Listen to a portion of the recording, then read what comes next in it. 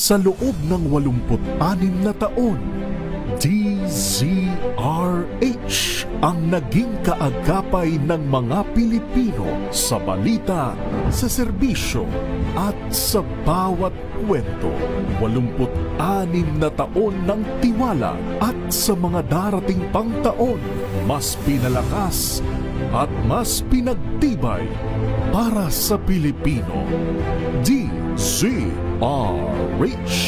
una sa Pilipinas, una sa Pilipino. Serbisyong tapat sa'yo, DZRH.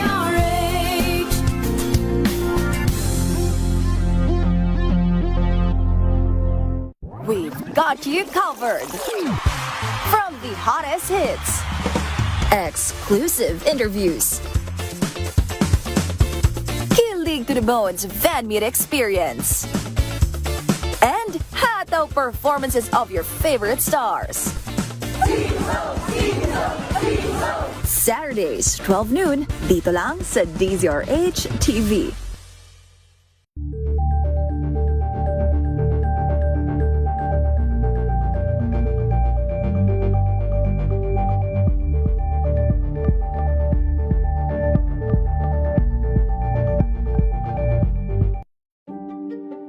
Buklatin ang mga pahina. Pakinggan ang boses ng lipunan. Tunghayan ang mga issue mula sa ibang katayuan. Nakakalungkot kasi deserve ba namin ng ganito? Na hindi nila alam kung ano talaga yung kanilang mga karapatan. Yung gobyerno, tinulungan nila yung kanilang magsasaka. Pinapatahimik tayong lahat using various laws. Through education, kayang-kaya nating baguhin yung ganitong klaseng pag-iisip. Isang kwento, iba't ibang anggulo. Dito, sa Point of View.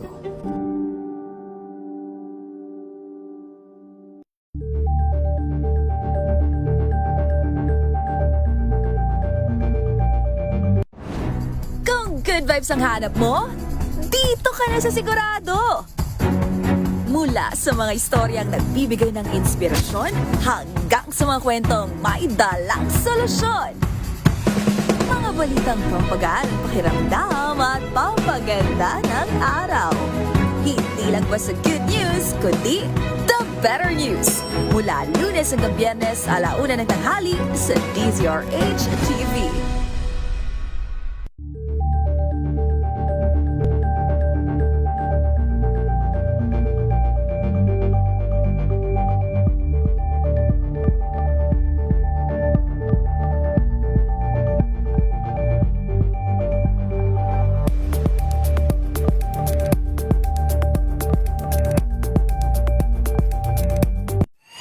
Mga balitang gigising sa inyong umaga. Mga balitang kailangan mong malaman. Mapapakinggan sa ACS Balita sa 2x2. Kasama sina Anthony Taberna at Jerry Baha. Lunes hanggang Biyernes.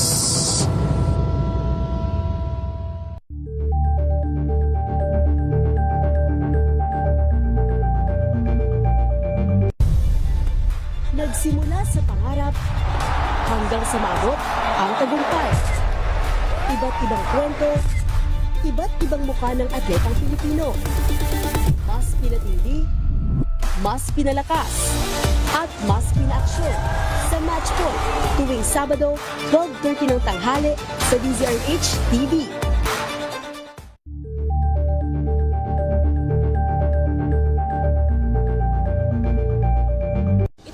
Ng naitalang 17 individual na ang kanilang naaresto. Ng Metro Manila Development Authority o MMDA ang No Contact Apprehension Policy o NCAP sa Metro Manila. Sa ilang mga dokumento ay peke. Hindi rin legal ang employment na ipinangako sa kanila. Sa mata ng batas, mananagot ang sangkot at may sala. Dahil sa bawat paglabag, may karampatang parusa. Alamin ang mga pananagutan sa likod ng mga bawal. Dito sa Hoy! Bawal Yan! Tuwing Sabado, 11:30 ng umaga.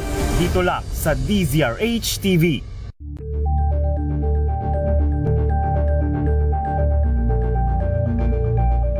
Tambalang Anthony Taberna at Jerry Baha ang gigising sa inyong umaga dahil lalatay ang humahagupit na diskusyon at komentaryo Lunes hanggang Biyernes sa 2x2.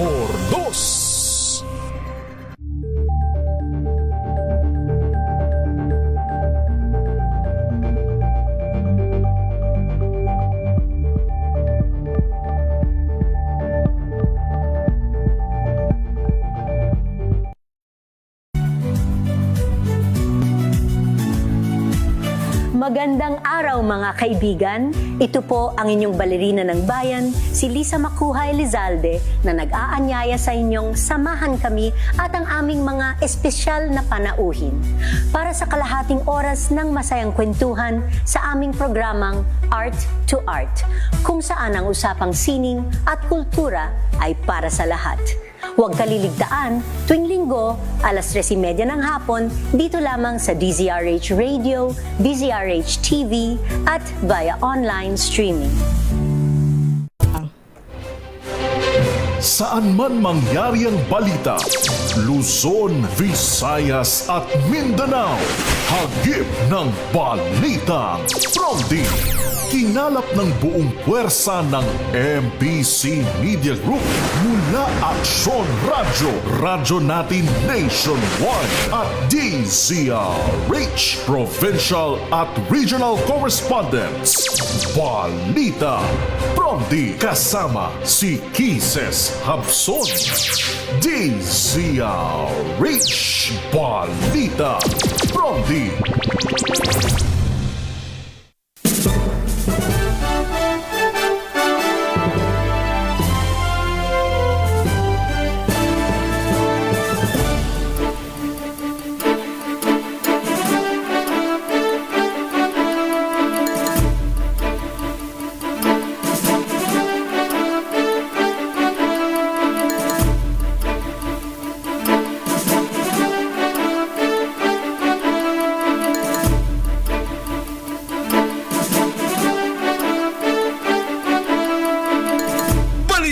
Promdi. Magandang umaga, Luzon, Visayas, Mindanao, Pilipinas. Ito po ang balitang Promdi ngayong araw ng Martes, March 17, 2026. Sa ating headlines, Balitang Promdi. Pamamahagi ng fuel subsidy sa mga tricycle driver sa Metro Manila aarangkada na. Balitang Promdi. Staggered mega big time oil price hike ipitutupad simula ngayong araw. Balitang Promdi. Malawakang transport strike ikinasan ng piston sa Webes March 19. Balitang Promdi. Halaga ng piso na itala sa pinakamababang palitan na 59 pesos and 87 centavos sa kada dolyar. Balitang Promdi. Vice President Sara Duterte nagsumite sa Kamara ng Consolidated Answer ad Cautelam kaugnay ng 2 impeachment complaints. Balitang Promdi. Isang law student ng PUP 2 araw nang nawawala. Balitang Promdi. Yan ang ulo ng ating mga balita. Kasama niyo po ang inyong lingkod, Kisas Habson, para sa DZRH, una sa Pilipinas, una sa Pilipino. At ngayon sa detalye ng ating mga balita.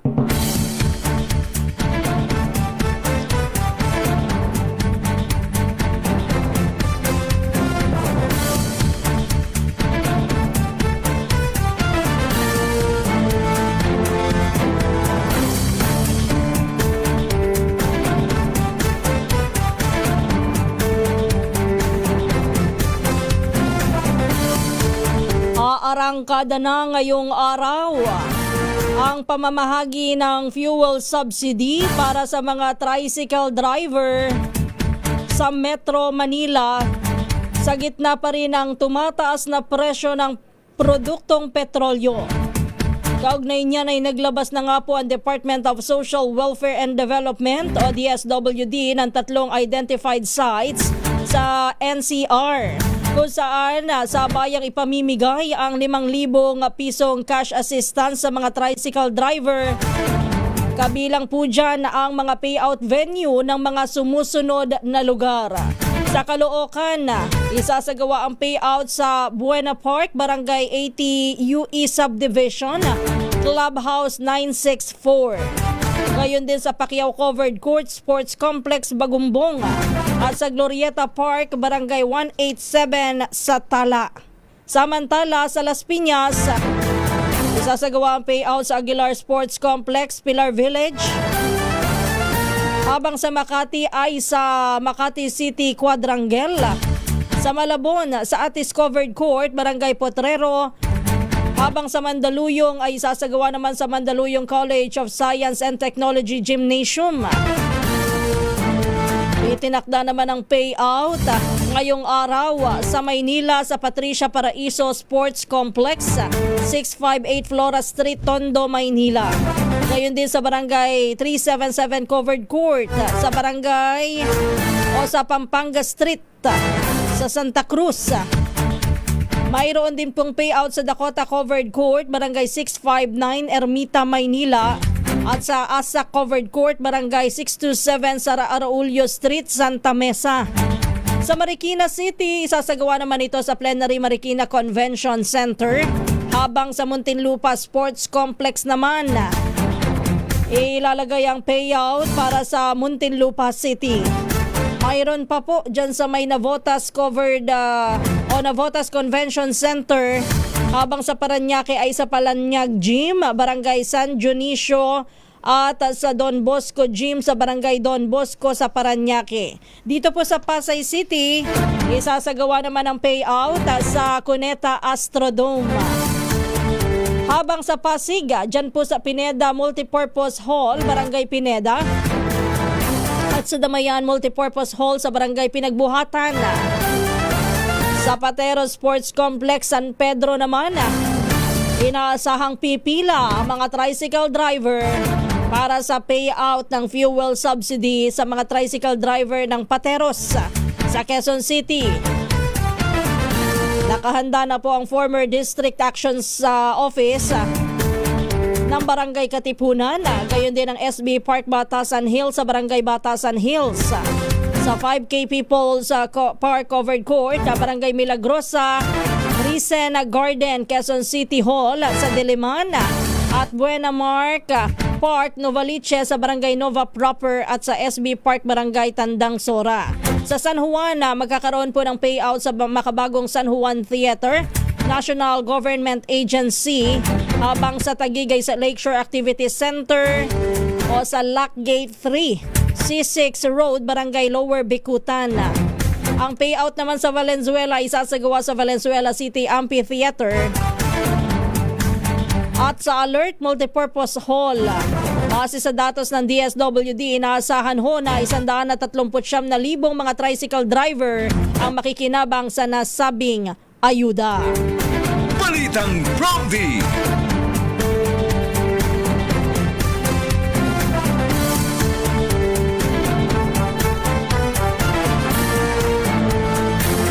Tiniyak naman ng Metro Manila Council na hindi mapupolitika ang 5,000 pisong ayuda para sa mga driver ng mga public utility vehicle.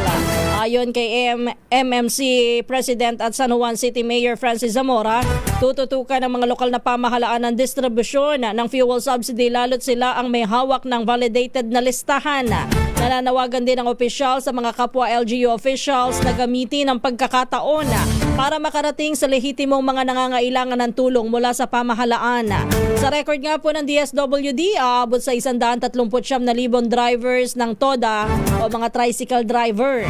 Ang kasadong makakuha po ng one-time cash assistance sa ilalim ng Assistance to Individual in Crisis Situation o AICS. Balitang Prompty. Samantala, makatatanggap din ng 5,000 fuel subsidy ang mga tsuper na nasa labas ng National Capital Region pagkatapos naman ng Semana Santa. Ito po ang tiniyak ni Assistant Secretary Irene Dumlao ng Department of Social Welfare and Development o DSWD sa programang Balansyado sa DZRH kahapon. Ayon kay Dumlao, inuuna lamang nila na bigyan ang mga nasa Metro Manila na sisimulan nga po ngayong araw. Nagpaalala naman na si Dumlao sa mga benepisaryo na dalhin ang valid na driver's license, photocopy nito at magpunta sa tamang payout sites. Uulitin ko po ha, doon sa mga tricycle driver na pupunta po sa mga payout sites, ang dadalhin ay valid na driver's license o photocopy po nito. Okay. Yung valid na driver's license, kasama po ang magdala po kayo ng photocopy nito pong valid driver's license din ninyo na siguro kukunin ho ng DSWD pagkatapos po na maibigay ang ayuda. Kung sakaling hindi po makapupunta sa tamang oras, may tugon dyan po ang naturang ahensya. Yan po ay kailangan ho na punta ho kayo. Magpapunta ho kayo ng inyong authorized na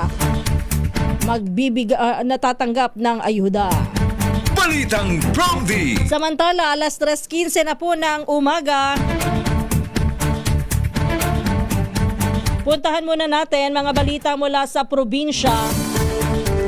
Unahin natin ang Pangasinan. Standby Freddy. Lalaking nangongolekta daw po ng pera sa mga nag-a-apply na pulis. Aba, hindi po pwede ito Naaresto nga ho dyan sa Binmali, Pangasinan. Umabot na daw po sa 800,000 pesos ang nakulimbat ng naturang suspect sa kanyang mga nabiktima. RH38 Freddy Fajardo sa detalye. Nasa kustodiya rin ng Binmali Police Station matapos matimbog ang isang lalaki sa sinagawang entrapment operation ng PNP sa Binmali. Matapos umano nitong lukuhin at hinga ng pera ang ilang individual kapalit ng pangakong makakapasok ang mga ito sa pambansang pulisya.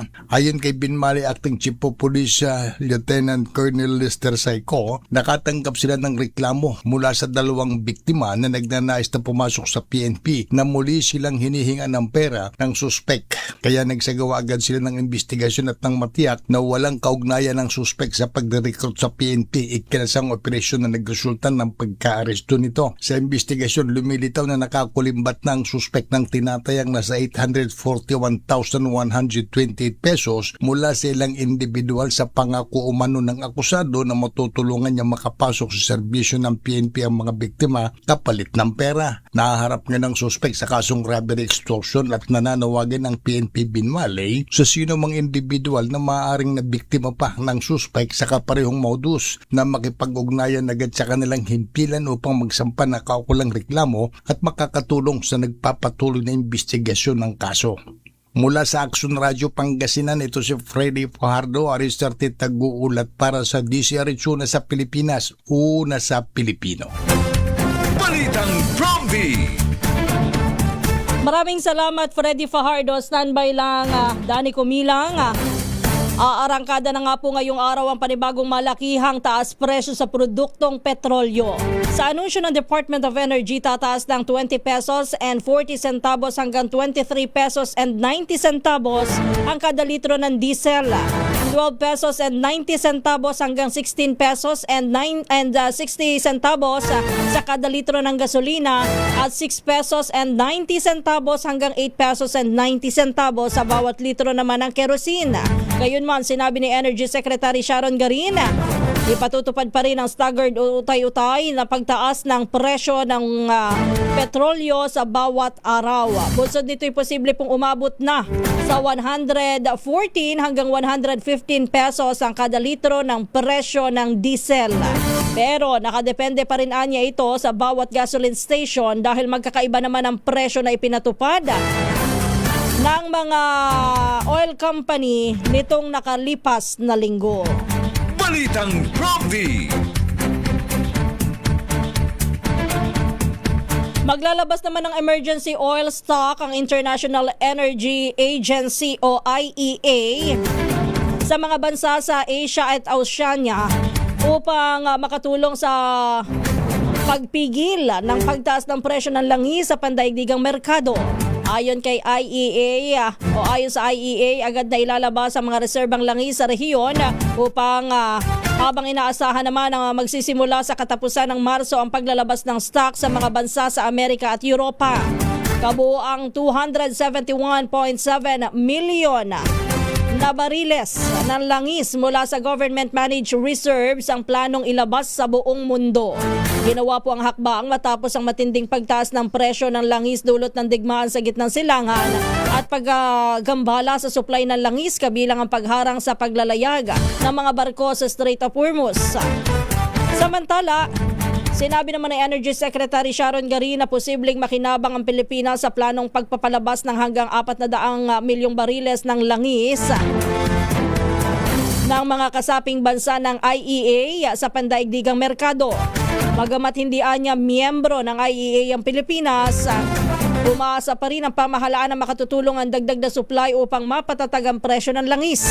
Nananawagan din ang DOE sa publiko magtipid sa paggamit ng gasolina upang makatulong sa pagpapanatili ng sapat na supply ng enerhiya. Balitang Prompty. Alas 3:20 na po ng umaga, puntahan muna natin balita sa Central Luzon. Motorsiklo bumangga sa wing van, truck driver sugatan sa Dinalupihan, Bataan. Ibalita mo yan na Rage 37, Danny Kumilang. Sugatan ng isang rider matapos masangkot sa aksidente ang kanyang motorsiklo at isang wimban truck bandang alas 10 ng gabi sa kabaan ito ng Olongapo-Gapan Road sa Barangay Bangal, Dinalupihan, Bataan. Batay sa investigasyon ng Dinalupihan Municipal Police Station, minamaneho ng 31 anyos residente ng Barangay Roosevelt, Dinalupihan ang Rossi 125 na motorsiklo nang umano'y mapunta ito sa kabilang linya sa isang kurbadang bahagi ng karsada at bumangga sa kasalubong na Isuzu forward wing van truck na minamaneho naman ng 32 anyos residente ng Ordanita City, Pampanga. Dahil sa insidente, nagtamo ng pinsala ang rider ng motorsiklo at agad na isinugod ng MDRRMO Dinalupihan sa James Gordon Memorial Hospital ang biktima para sa agaran lunas. Kapwa nagtamo ng sira ang dalawang sasakyan at dinala sa impila ng pulisya para sa kaukulang disposisyon. Danny Kumilang, RS37, DZRH, una sa Pilipinas, una sa Pilipino.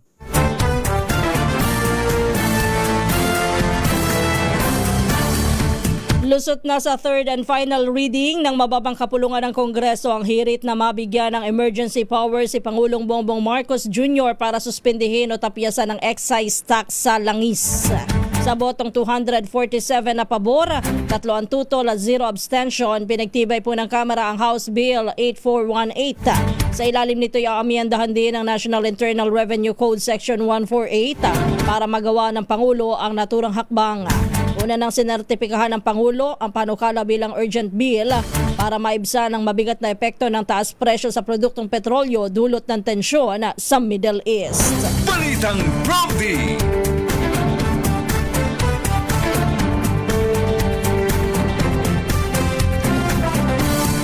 Samantala, sinimulan ng isalang sa plenaryo ng Senado ang mga panukalang pansamantalang suspendihin ang buwis sa petrolyo at amyendahan ng Biofuel Act of 2006. Isinulong mismo ni Senator Pia Cayetano, may akda po ng Senate Bill No. 1982, ang panukalang ipatupad ang temporary suspension o reduction ng excise tax sa petroleum products kaugnay ng patuloy na pagtaas ng presyo ng krudo sa world market. Ayon kay Cayetano, nananatiling nahaharap sa malaking problema ang Pilipinas dahil sa salat ngayon ng supply ng langis, lalo na at 98% ng petroleum supply ng bansa ay mula sa West Asia. Sa ngayon anya ay pumapalo sa $90 per barrel ang presyo po ng krudo, dahilan para lalo pang sumirit ang presyo ng petrolyo na nagpapataas din sa presyo ng mga bilihin sa ating bansa. Tiniyak naman ni Cayetano na otomatikong aalisin ang suspensyon sa excise tax kapag naibalik na sa matatag na sitwasyon ng halaga ng krudo. Samantala, si Senador Pia pa rin ang sponsor sa Senate Bill 1965 na naglalayong amyendahan naman ng Section 5 ng RA 9367 o Biofuel Act of 2006 na layuning luwagan ang biofuel blending requirements para maibaba ang presyo ng mga produktong petrolyo. Balitang Prompty.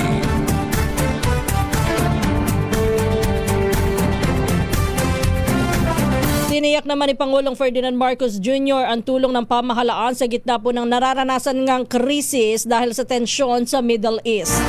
Ayon kay PBBM, nagpatupad na ang pamahalaan ng cash aid, fuel subsidy at libreng sakay upang maibsan ang epekto ng patuloy na pagtaas ng presyo ng langis. Magbabawas din anya ng ilang bayarin ng Civil Aviation Authority of the Philippines o CAAP, kabilang ang passenger service charge, landing at parking fees upang makatulong na mapababa ang gastos ng airline at pasahero. Samantala, kasado na rin po ng ngayong araw ang pamamahagi ng ayuda sa higit 139,000 tricycle driver sa Metro Manila. Ayon kay DSWD Secretary Rex Gatchalian, target ng ahensya na matapos ang distribusyon ng tulong pinansyal dito po sa Metro Manila para sa mga tricycle driver hanggang sa Huwebes, March 19. Balitang Prompty. Samantala, balita muna tayo sa Western Visayas sa mag-asawa at kanilang binatilyong anak patay daw po matapos na malunod nang tumawid sa ilog sa Kalinog, Iloilo. Ibalita mo yan, Jocelyn Make ng Action Radyo Iloilo. Mag-aani lang sana ng tubo ang mag-asawang Nika at Rolly kasamang 15 anyos na anak na lalaki nang malunod habang tumatawid sa ilog sa barangay Kanabahan, Kalinog. Ayon kay Mr. Rodolfo Valencia, ang head ng Kalinog Municipal Disaster Risk Reduction and Management Office o MDRRMO, nagdesisyon na mag-asawa at kanilang anak na tumawid sa ilog kahit malalim ang tubig. Habang tumatawid anya, inanod ang tsinelas ng binatilyo at tinangka nitong languyin pero nalunod siya. Nakita ni Nika ang ginawa ng anak kaya tinangka niyang isalba ang anak pero nalunod rin siya. Nang makita naman ni Rolly ang nangyari sa kanyang mag-ina, tinangka rin niyang sagipin pero nalunod rin ito. Nagtagal ng 1 oras ang search operation bago nakita ang binatilyo sa nasabing barangay. Mahigit 1 oras naman bago nakita ang mga bangkay na mag-asawa sa barangay Kinagaringan sa Pasay City. Napag-alaman ng mga otoridad na hindi marunong lumangoy ang magpamilya. Mula sa Action Radyo Iloilo, ito si Jocelyn Make para sa DZRH, una sa Pilipinas, una sa Pilipino. Balitang Prompty. Thank you, Jocelyn Make. Standby, Jimmy Angay-Angay. Ipinatitigil ni Pangulong Ferdinand Marcos Jr. sa mga lokal na government unit o sa lokal na pamahalaan ang pagpapataw po ng pass-through fees o pass-through charges sa mga sasakyang may kargang mga produktong pagkain at iba pang essential goods. Hindi lang sa kaalaman ng Pangulo, ang patuloy na paniningil daw po ng ilang LGU sa pass-through charges sa mga truck na may mga kargang produktong pagkain tulad ng palay o bigas at iba pang mga pangunahing bilihin. Ito ang dahilan kung bakit tumataas ang presyo ng mga produktong petrolyo pagdating sa mga pamilihan. Kahit po ng Pangulo, dapat na itong mapatigil dahil ang epekto nito ay ipinatataas lamang ng presyo ng bilihin. Ayon kay PBBM, patuloy po na nagpapatupad ngayon ang pamahalaan ng mga hakbang para maibsan ang hirap na pinapasana ng mga consumer at transport sector bunsod ng epekto ng krisis sa Middle East. Balitang Prompty.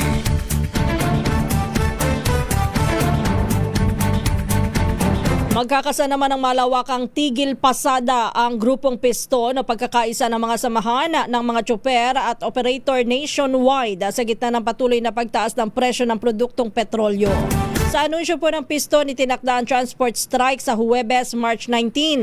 Ayon kay Piston National President Modi Floranda, ang protesta ay ilulunsad hindi lamang sa Metro Manila kundi sa iba't ibang bahagi po ng bansa. Layo nito na kalampagin ng administrasyon sa umano'y kawalan ng aksyon sa patuloy na pagtaas ng halaga ng langis.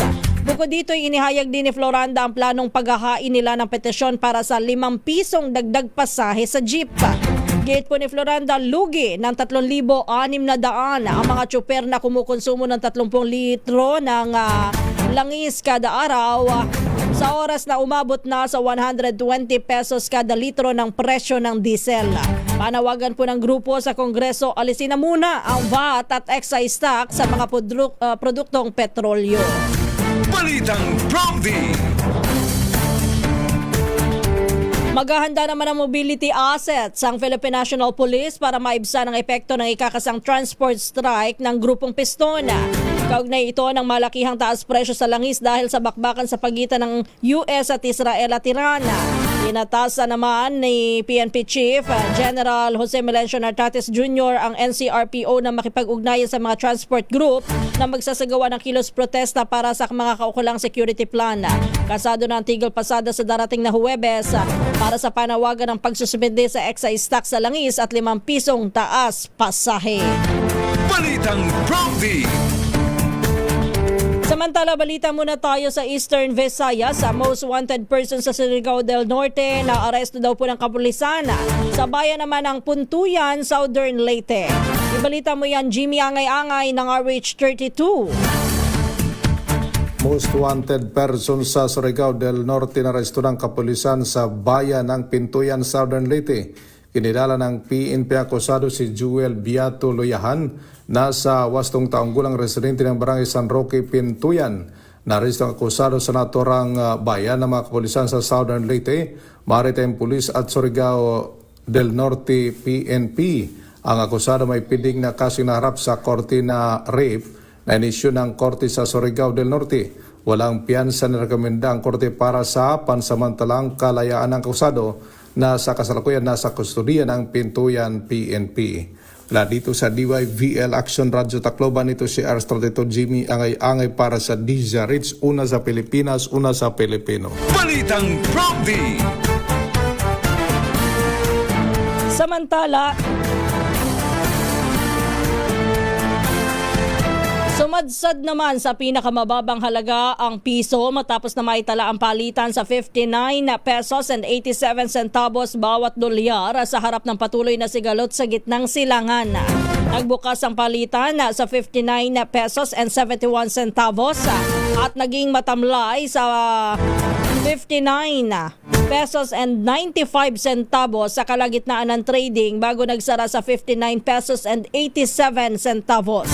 Ayon sa Bankers Association of the Philippines, ito na ang ika-3 pagkakataon ngayong Marso na sumemplang ang bagong record low o sumemplang po sa bagong record low ang local currency laban sa dolyar. Ang huling palitan noong Biyernes naitala po sa 59 pesos and 73 centavos. Balitang Prompty. Huwag naman ho sana na umabot pa tayo sa 60 pesos o 61 pesos per dollar, ano?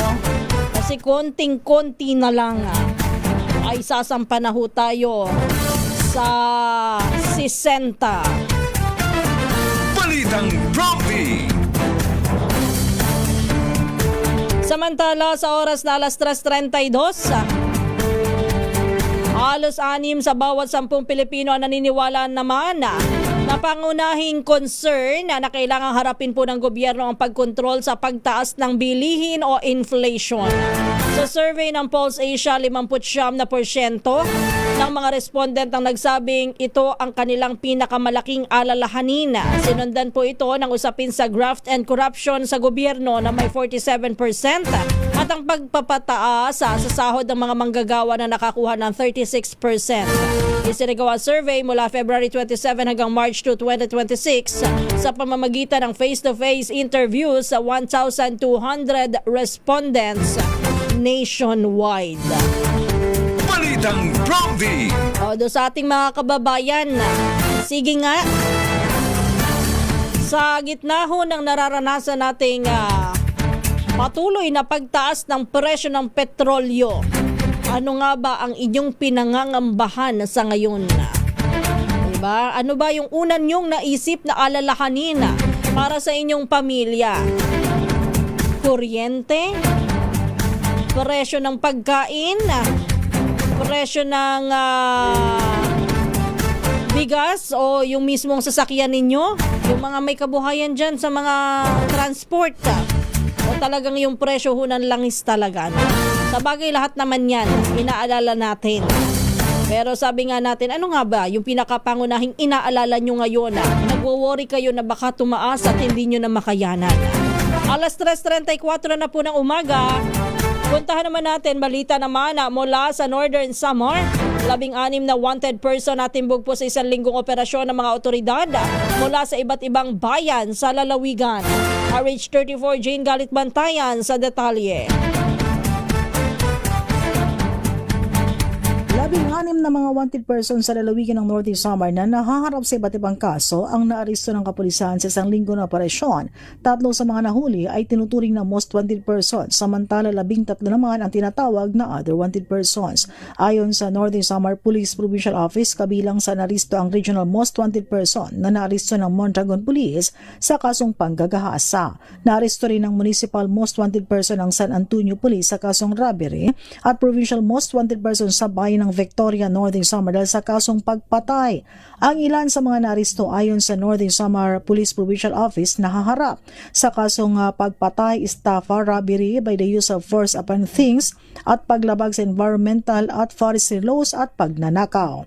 Maliban sa kampanya laban sa mga wanted persons ng kapulisan sa lalawigan, sa anti-insurgency campaign naman isang miyembro ng New People's Army ang sumuko sa 2nd Northern Samar Provincial Mobile Force Company. Samantala, sa anti-illegal drugs campaign naman, 2 operasyon ang inilunsad sa Northern Samar. Ito ay ang sa Katarman at ang isa naman ay sa bayan ng Palapag dahilan ng pagkakatimbog ng 2 drug personalities na itinuturing na street-level individual o SLI.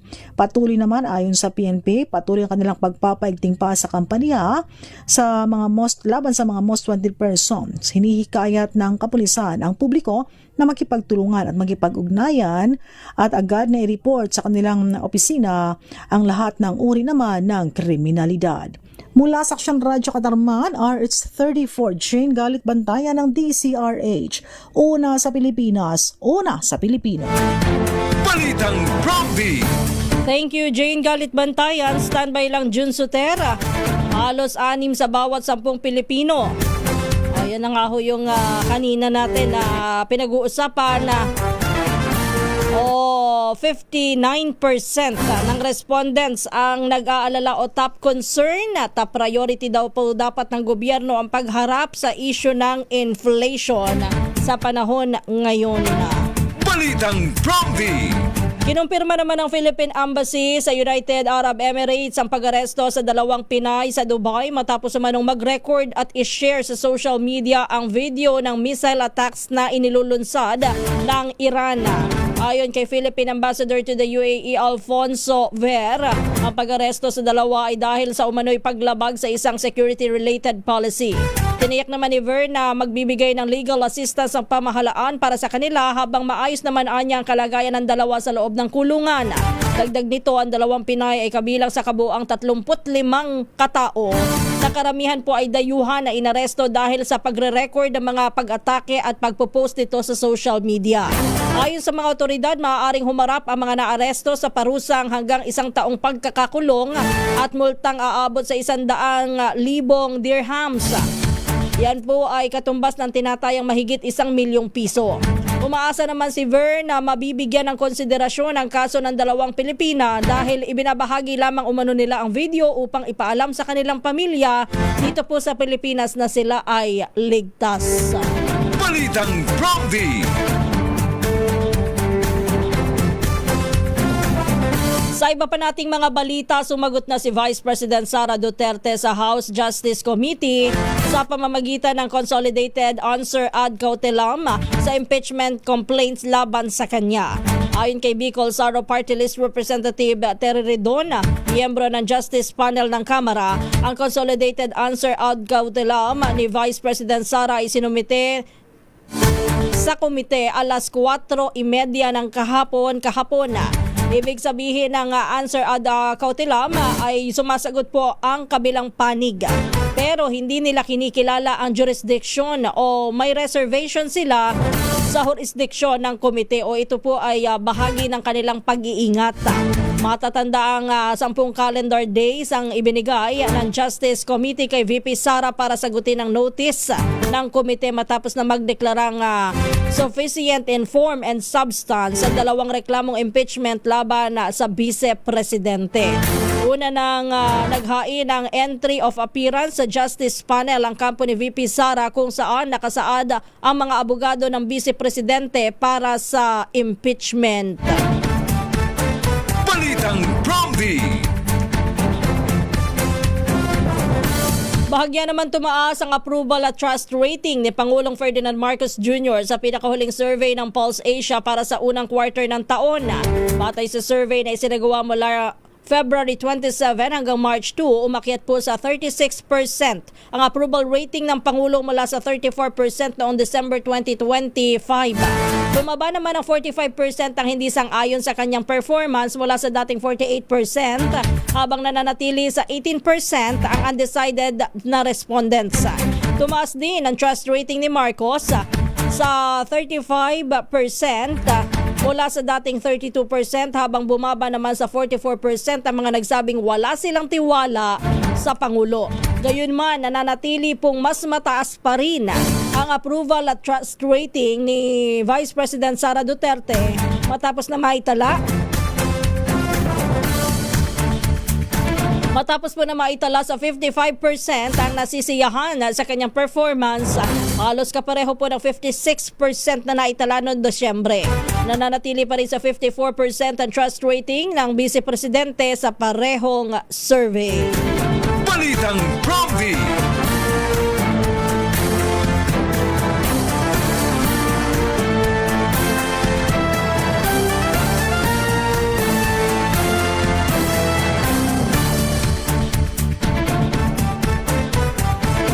Samantala, balita muna tayo dyan sa Davao. Most wanted person nasa kote sa Davao del Sur. Ibalita mo yan na RH correspondent dyan sa Davao, si Jun Soter ng Action Radio Davao. Nasa kote ng pinagsalim na pwersa ng mga otoridad ang isang most wanted person sa isinagawang operasyon sa Purok 2, Barangay Pito, Malalag, Davao del Sur, bandang alas 4:10 ng hapon, Marso 16, 2026. Ang narestong suspect ay residente ng Purok 1, Mabinilugon, Kiblat na Malungon, Sarangani. Isinagawa ang operasyon ng tracker team sa pamuno ni Police Captain Raymond Martinez sa ilalim ng direktang supervisyon ni Police Major Ambrosio Masida, COP. Tumulong din sa operasyon ng mga tauhan ng Malungon Municipal Police Station, RSOG 11, CIDG Davao del Sur at iba pang unit ng kapulisan. Naresto ang suspect sa bisa ng warrant of arrest para sa kasong murder at attempted murder na inilabas ni Honorable Precious Aurea Lumang Pujas, presiding judge ng Regional Trial Court Branch 38 sa Alabel, Sarangani. Walang nirekomendang piyansa para sa naturang mga kaso. Matapos ang pag-aresto, ipinaalam sa suspect ang kanyang mga karapatang konstitusyonal at isinailalim sa tamang booking at dokumentasyon. Kasalukuyang ang suspect ay nasa kustudiya ng Malungon Municipal Police Station para sa kaukulang disposisyon. Ito si June Suter para sa DZRH. Una sa Pilipinas, una sa Pilipino. Balitang Prompty. Thank you, June. Inilunsad muli ng Metropolitan Manila Development Authority o MMDA ang kanilang heat stroke brake policy para sa traffic enforcer at street sweeper.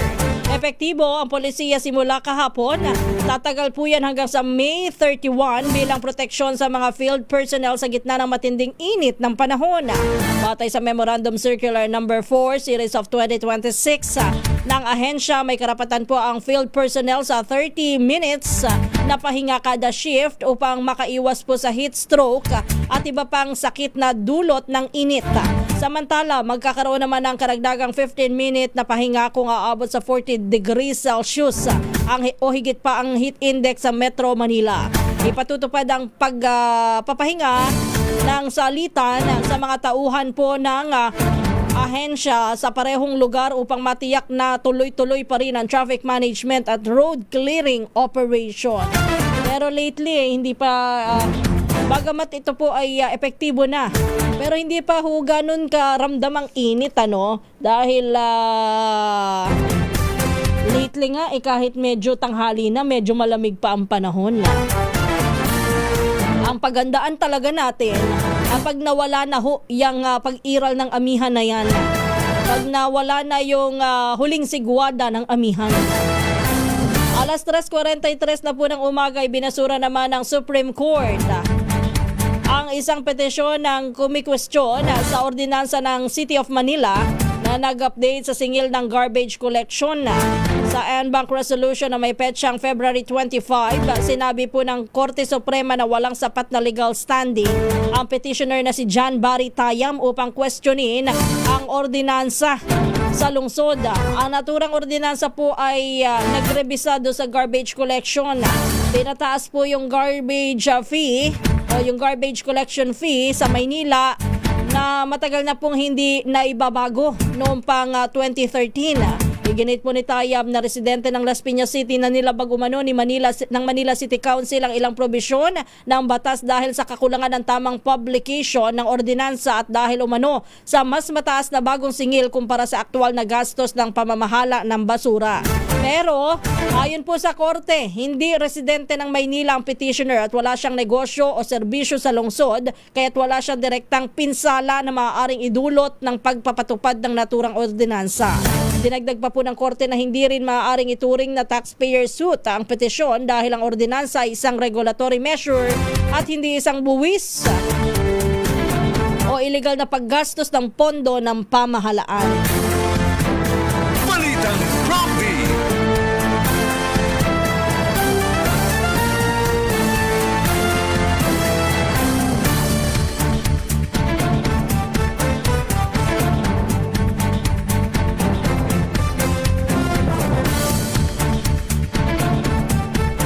Nagalok naman si Manila Mayor Isko Moreno ng kalahating milyong pisong reward kapalit ng kusang pagsuko sa mga otoridad ng driver ng motorsiklo na sangkot sa pagpaslang kay George Capistano na isang retiradong pulis. Ayon sa alkalde, 48 hours lamang ang ultimatum na ibinigay niya sa suspect. Maaari rin itong mapasailalim sa Witness Protection Program kapalit ng pagtuturo sa hitman at sa mas malaking grupong sangkot umano sa serye ng robbery incident sa Metro Manila. Si Capistrano na dating pulis ng Maynila ay matalik na kaibigan ni Moreno. Pinasangho ng riding in tandem robbery hold-up group na pinaniniwala ang kumilos sa iba't ibang lugar sa Metro Manila. Balitang Prompty. Nawawala naman ang isang estudyante ng Polytechnic University of the Philippines o PUP simula pa noong March 15. Kinilala ang first-year law student na si Nico Herarcas Gorillo. Huling nakita noong Biyernes, March 14 ng alas 6 ng umaga sa kanilang bahay sa Barangay San Isidro, Cainta, Rizal. Batay sa report, lumabas ng bahay nang hindi nagpapaalam sa kanyang pamilya si Gorillo habang naiwan na nakaparada po sa kanilang bahay ang kanyang motorsiklo. Batay po sa aktibidad ng kanyang Facebook account, ang huling naitalang lokasyon po ng pag-log-in nito ay sa San Juan City. Nakikipag-ugnayan na ang pamilya sa barangay upang matulungan po sa paghahanap, ngunit patuloy pa rin ang paghingi po nila ng tulong at impormasyon mula sa publiko. Para po doon sa mga nais na magbigay ng impormasyon sakaling nakita nila. Sayang no, wala tayong picture ni Nico Herarcas Gorillo. Ang impormasyon po ukol po kay Nico, pwede pong itawag sa 0912-721-6123 o kaya naman sa 0916-399-1230. Balitang Prompty.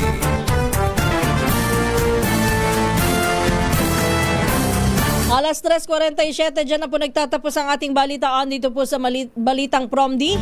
Tayo ho'y dadako na sa pangalawang bahagi naman ng ating programa. Balitang Prompty.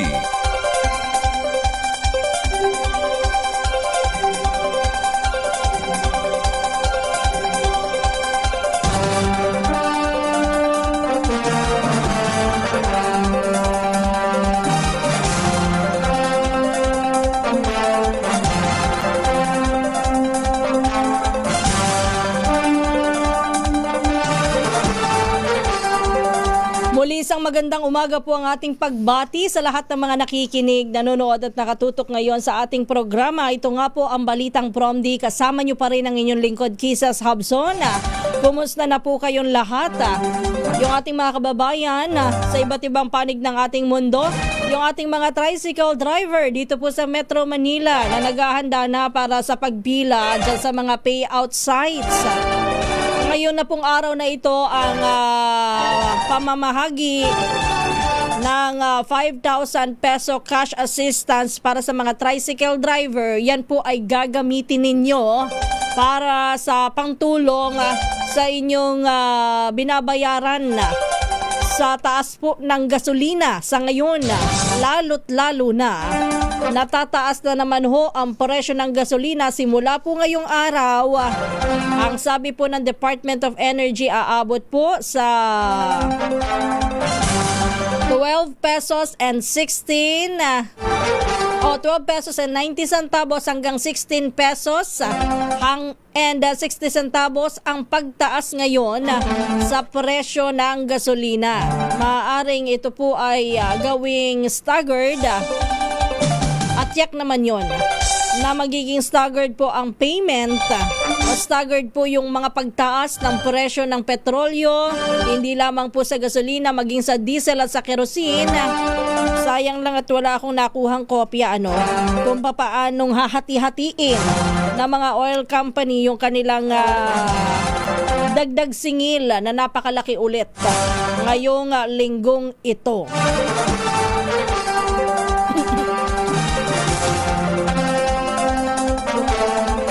Pero kahapon, nung last week pala, hindi kahapon, nung last week, nakita na natin kung paano yan hinati, di ba? Yung iba ay 3 days na nagpatupad ng staggered na adjustment. Meron naman ho na 1 week para po maliit, papiso-piso ang dagdag. Yung sabi ho ng ibang mga driver, gayon din yung ibang mga may sasakyan, para daw ho hindi masyadong ramdam ang pagtaas ng presyo. Bagamat wala na ho kasi tayong magagawa dyan, di naman natin mapipigilan eh. Kung mapigilan man siguro, sana nga makatulong ng husto yung excise o pagtapya sa excise tax sa oras na maaprubahan na yan sa 2 kapulungan ng Kongreso, para po mabigyan ng emergency power ang Pangulo para tapyasan ng excise tax. Pero sa ngayon, na wala pa ho yan at talagang wala naman tayong magawa kundi harapin itong pagtaas ng presyo ng diesel, gasolina at kerosene. Sabi ho ng ibang may sasakyan, kapag daw nung nakalipas na mga araw, dapat ho daw ay nakapagpa full tank na kayo. Pagkatapos, kapag ginagamit nyo ho ang sasakyan, hindi ko lang alam kung applicable ito para sa mga tsoper Mahirap yata ito. Pero doon sa mga ordinaryong may dala lang ng sasakyan, ang gawin daw dapat ay kada lalagpas ka na o mabawasan ka na ng 1 o 2 guhit dyan sa iyong ano ba tawag doon na partner? Billy, anong tawag? Fuel meter ba yon? Yung nakikita yung palibasa, wala akong sasakyan. Yung nakikita mo yung dami ng gasolina mo. Fuel gauge. Yun pala yun. Fuel gauge. Ayan. Pag nakikita nyo na ho na lumalampas na kayo sa 1, 2 guhit, punta na ho kayo sa gasoline station. Punta na ho kayo dun sa gasoline station at magpakarga na ho kayo. Para hindi masyadong ramdam. Kumbaga kahit papano pa 17 pesos, ay 70 hindi 17. Pa 70 pesos hanggang 115 pesos. Kada lalagpas ho kayo. Ang hirap po kasi kapag kayo ay malaki na ang kabawasan sa gasolina o diesel, tapos saka po kayo magpapakarga, naku ramdam na ramdam. Sabi nga magkano lamang? Gaano lamang aabuti ng 1,000 piso mo, ha? O yan daw po yung tips nung iba para daw po hindi masyadong ramdam. Kada mabawasan 1 guhit, pakarga na agad. Pero doon sa atin, balik tayo doon sa ating mga tsoper. Magkakaroon ho nga ng subsidy payout today para sa mga tricycle driver. Huwag nyo hong kakalimutan yung inyong mga driver's license. Yan po ang pagbabasihan kung ang inyong pangalan ho ay nandoon sa listahan. Kailangan din po magdala ko yun ng photocopy. Yun. Nagdadry kasi yung lips ko eh. Photocopy ng ID. Ng ID ninyo, yung driver's license ninyo. Pag kayo ay pumunta dyan sa mga payout sites, 5,000 po ang inyong matatanggap. Kaya lang, sabi ko nga ho, ito ay inuulit lamang natin. Matapos kung mabasa yung panawagan, which is totoo naman din talaga. Panawagan ni Colonel Bong Nebriha. Ang sabi nga po niya, oy, doon sa mga tatanggap po ng oyuda, hanggat maaari ho, gamitin nyo yan sa tama. Gamitin nyo sa dapat na paglaanan ng ayuda o doon sa inyong mga sasakyan na. Baka ho yung ibang kukuha nitong ayuda na ito maubos lamang sa pag-i-scatter, wag naman ho sana. Yun ho ang sabi ni Colonel Bong Nebriha. Dahil yan ho, ang pinagkukunan ho ng inyong ng ipamamahaging ayuda ay mula po yan sa bulsa ng mga taxpayer. Kasama na rin ho kayo doon, kaya wag nyo hong sasayangin sa paglalaro lang at pagsusugal.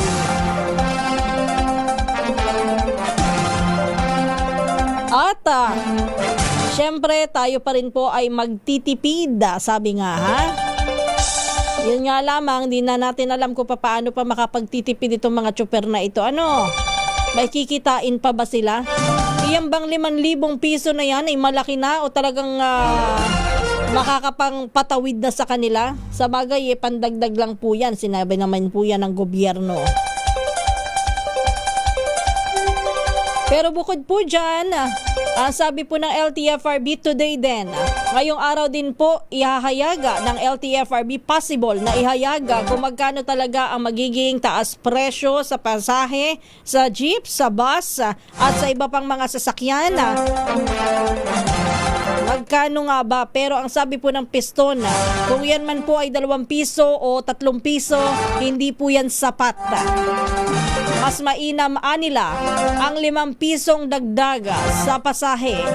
Kaya daw ho sila ay magkakasa ng transport strike sa mga susunod na araw sa darating pong Huwebes. Kasi nung last week ho, ang mga provincial buses nagkaroon na ng price adjustment. Ang idinagdag ho ay 35 centavos sa provincial buses hanggang piso doon sa kanilang base fare at 30 centavos sa kada kilometrong tatakbuhin, karagdagang kilometrong tatakbuhin. Anyway, kung ano't ano man ho, tayo ho ay nag-aantabay lamang dito sa magiging mga development at naway makatulong nga po yan sa yung ayuda na yan para sa inyong lahat at ganun din naman sana ang tutukan din sana nga ho maipa-implement. Dapat po yan sa mga LGU mas maging mahigpit, bantayan at sumunod din po do sa panawagan po ng Pangulo na pinatitigil na nga po yung pass-through charges para po sa mga sasakyan na nagdadala po ng mga pagkain, yung mga delivery ng pagkain sa iba't ibang mga lugar, yung distribution po sa mga market ng mga production po ng pagkain. Huwag na ho daw lagyan ng pass-through fees na kapag dumaan po sa inyong lugar, papatawan ho nyo't sisingilin. Kasi ho, nakakatulong ho yan sa gastos. Alam na po natin na malaki ang gastos sa gasolina, diesel, kerosene. Yan ho ay tsak na makaapekto sa gastos sa bilihin o presyo ng bilihin. Tapos madadagdag pa po itong mga pass-through charges na ito. Konsensya naman po para sa inyo. Makonsensya naman po kayo para doon sa mga Pilipino na naghihikahos talaga dahil hindi na alam kung saan kukuha ng pera para ho may maipandagdag dyan sa may mga matataas na presyo ng bilihin. Epekto pa rin nitong pagtaas ng presyo ng petrolyo sa ating bansa. Practice din ang hypermilling para makatipid sa fuel. Ano yun? Huwag lead ba to o left? footed para nagdadrive. Asyong aksaya ka lang ng fuel pag ganyan. Bibilisan tapos hard brake after 2 seconds. Pasensya na, hindi ako masyadong marunong dyan. Gloriano Pecatog, magandang umaga po sa inyo. Ganon din, good morning kay June Oliveros. Isang magandang umaga kay Totoy Mortel. Ang problema ho, may skises, wala na hong titipirin. Kakalungkot, oo. Lani Rehuso, isang magandang umaga po sa inyo. Divided niyan sa mga drivers, 1K sa fuel, 2K sa groceries, 1K sa inuman, 1K sa game. Sabi ni Virgilio Sakdalan, sana wag naman ganun. Pero di natin alam, yung 5,000 yan, kung paanong gagamitin nga ng mga driver, totoo rin yan.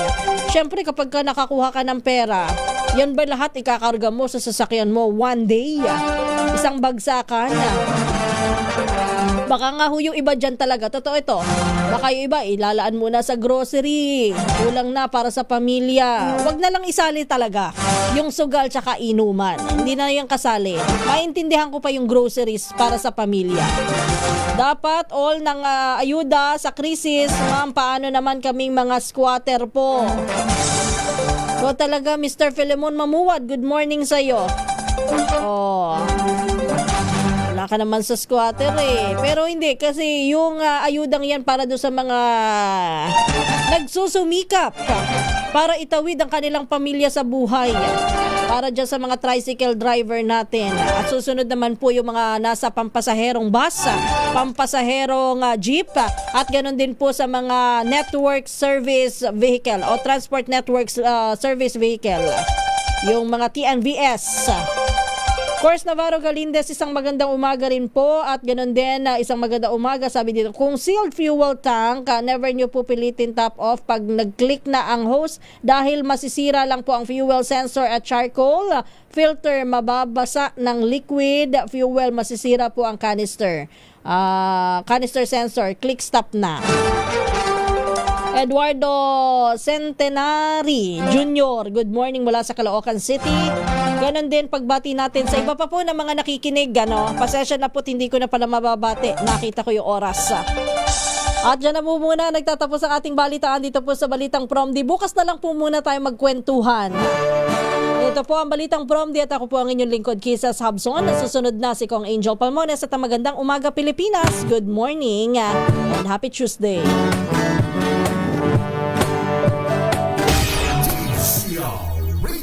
Number 1 na naman!